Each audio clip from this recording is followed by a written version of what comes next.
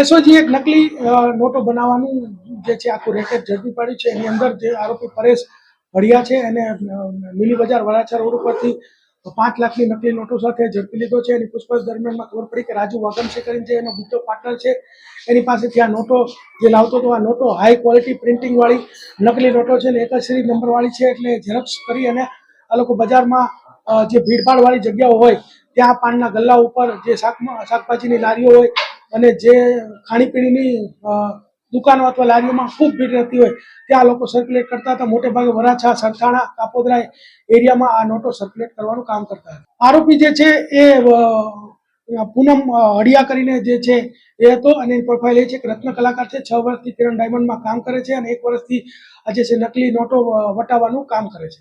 જે ભીડભાડવાળી જગ્યાઓ હોય ત્યાં અથવા તો જે ખાણીપાણીની લારીઓ અથવા દુકાનો હોય કે જ્યાં ખૂબ ભીડ રહેતી હોય ત્યાં આ છૂટક આ નોટો વટાવતો હતો. એ રીતે છૂટક વટાવતો હતો અને અત્યાર સુધીમાં એની પૂછપરછ દરમિયાનમાં જાણવા મળ્યું છે કે આ જે છે ટોટલ 1 વર્ષમાં એને 25 લાખની આવી રીતે છૂટક નોટો વટાઈ છે. અને જે રાજુ વાગમશી કરીને જે એનો પાર્ટનર છે સાવરકુંડલાનો છે અને આ બંનેની 75-25ની ભાગીદારી હતી.